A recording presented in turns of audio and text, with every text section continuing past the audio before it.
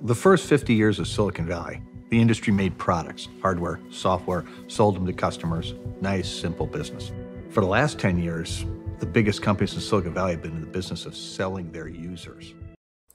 Curtidas, descurtidas, locais que você visitou, hobbies, inclinação política, orientação sexual, pesquisa no Google, cliques nos links. Tudo isso são dados que estão sendo utilizados para nos manter comprando, ou pior, para mudar nossas percepções do mundo, e eu vou te explicar melhor.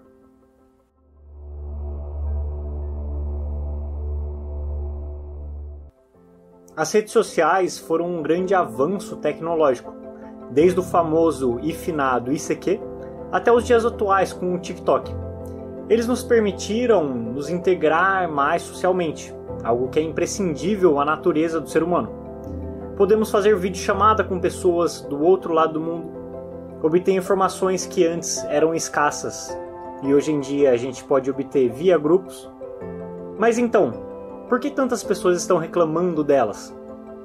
Talvez estejamos sendo um pouco ingênuos com relação ao outro lado da moeda. Talvez eu até seja penalizado por abordar esse assunto nessa rede social, mas a verdade tem que prevalecer.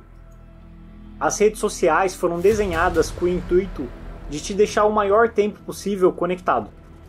Sabe quando você arrasta o dedo para baixo na tela até que ele atualiza sua linha do tempo, trazendo novas informações que você não sabe quais serão? Esse mecanismo foi copiado das máquinas caça-níqueis. Repare que o processo é o mesmo. Você realiza uma atividade repetitiva de puxar a alavanca ou apertar um botão e espera pela nova combinação de imagens que você não sabe quais serão e que poderão te dar muito dinheiro. Isso estimula a produção de dopamina em nosso organismo, ele mesmo. Aquele hormônio da recompensa que muitas drogas liberam no nosso corpo. E por isso deixa a pessoa viciada. Você pode até estar pensando, olha o Léo com essas teorias da conspiração. Mas a verdade é que eu gostaria que fosse apenas isso.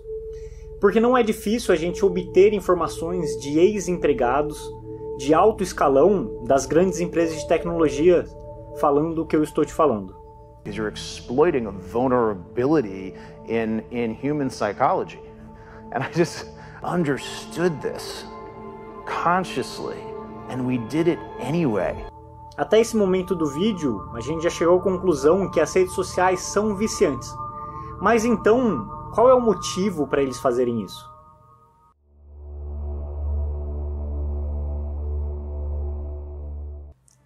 Você já percebeu que quando você está em algum site ou numa rede social, aparecem anúncios exatamente das coisas que você gosta ou que você olhou recentemente?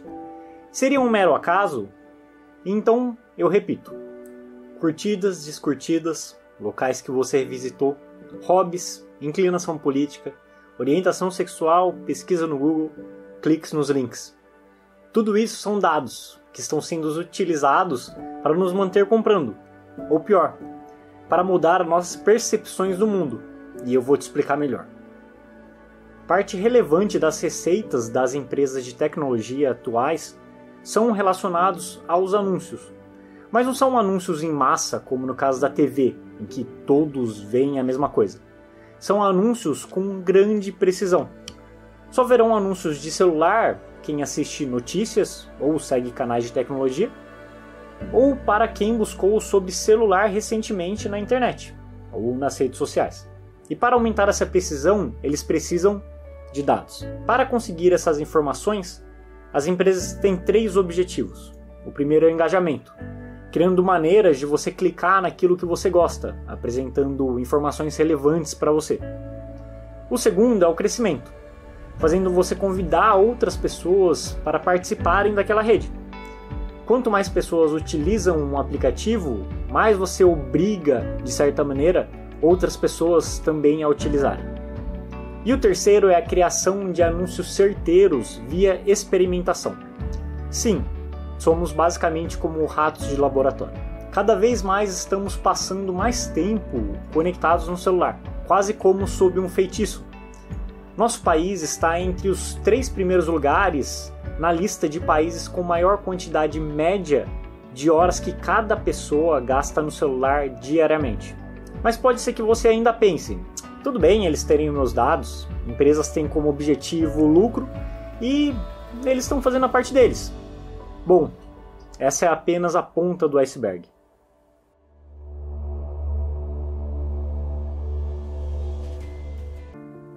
Dados são muito mais do que apenas informações. Eles conseguem mostrar o comportamento humano, conseguem mostrar padrões, que são colocados em pacotes e vendidos a outras empresas por profissionais que são chamados de corretores de dados. Essas vendas são principalmente para empresas de marketing ou para outros corretores de dados que a revendem, e assim por diante. Quanto mais uma empresa souber sobre as preferências dos usuários, mais fácil será vender um produto. Tudo que você assiste ou lê, o algoritmo captura. Então, se você olha bastante relógios de marca, por exemplo, irão te mostrar incansáveis comerciais na internet de relógios até que você encontre aquele que você sonhou e com apenas um clique você já comprou. Com os dados é possível até mesmo mudar a percepção de realidade. Quem é favorável ao partido A vai receber somente informações favoráveis ao partido A e não entendem quem apoia o partido B, dado essa grande quantidade de informações disponíveis sobre aquele assunto. O problema é que quem apoia o partido B só recebe informações favoráveis ao partido B e não entende quem apoia o partido A. E é nesse ponto que nasce a polarização. Quem consegue entender todo esse jogo tem o poder de fazer uma pequena calibragem que pode mudar tudo. Quem aqui não se lembra do escândalo da Cambridge Analytica? Eu vou refrescar a memória de vocês aqui rapidamente. O problema começou quando a referida empresa utilizou dados de mais de 50 milhões de pessoas sem consentimento, através da rede social Facebook. O Facebook, à época, foi colocado em xeque pela falta de transparência e também pela falta de compromisso da empresa com a proteção de dados dos seus usuários. Esses dados foram obtidos através de um teste de personalidade, em que a pessoa que fazia esse teste recebia determinado valor em dinheiro. Os termos da pesquisa diziam que era para ser destinados apenas para uso acadêmico, mas tais dados foram vendidos para a Cambridge Analytica.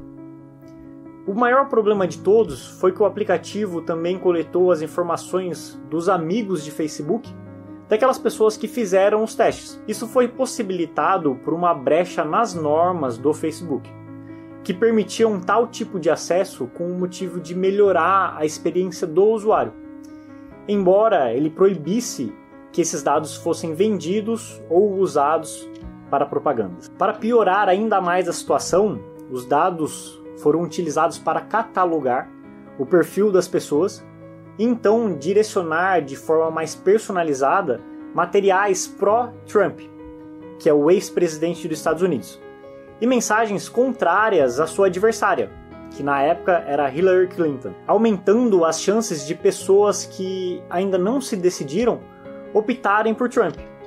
Muitas vezes essas informações eram falsas, são as famosas fake news. Essa é apenas uma das diversas histórias sobre o uso indevido de dados. Inclusive, a cada ano aumenta o número de vazamentos de dados. Um dos últimos, aliás, foi comunicado pelo próprio Banco Central do Brasil, em que mais de 160 mil pessoas tiveram suas chaves Pix coletadas de forma ilegal. Tais dados muitas vezes são vendidos na Deep Web, que é um tipo de internet em que poucas pessoas conseguem acessar e que é mais difícil de identificar as pessoas que a acessaram, muitas vezes sendo utilizadas para fins ilícitos. Em outros casos, como por exemplo de dezembro de 2021, mostrou que dados de pessoas cadastradas no SUS, na Receita Federal e também no INSS são vendidas por R$200, mesmo fora da Deep Web. Existem diversas empresas e grupos que a gente mal conhece e que nesse mesmo instante estão vendendo nossos dados impactados para outras empresas. Em alguns casos, esse novo mundo de vigilância constante pode ajudar a encontrar criminosos, melhorar processos de empresas, unificar e melhorar o sistema de saúde. Mas ele também pode cercear a nossa liberdade. Pode chegar em um ponto que, se você for contra o governo de seu país, você pode ser duramente penalizado, inclusive socialmente, como no capítulo de Black Mirror da Netflix. Bom, eu preciso de um carro. Devido à sua pontuação atual, está restrita à nossa frota supereconômica.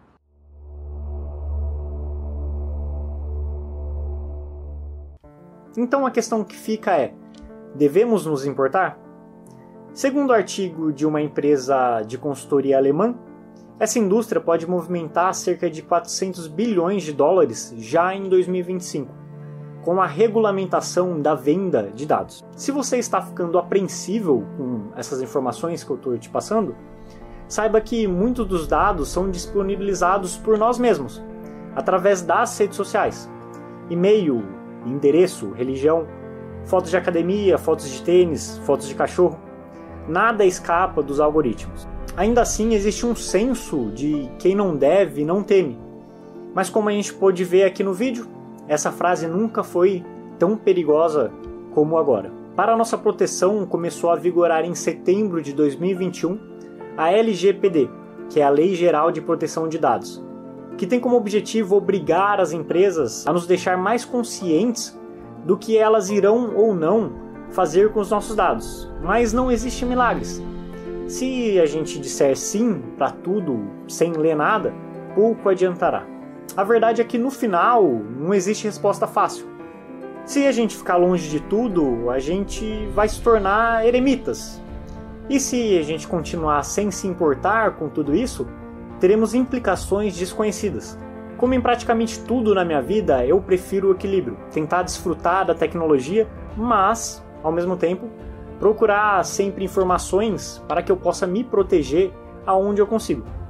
Mas e você? De que lado irá ficar? Me conte aqui nos comentários o que você pensa sobre o assunto e dê um like da riqueza aqui no vídeo se você gostou das informações abordadas e considere se inscrever no nosso canal para receber mais vídeos como esse.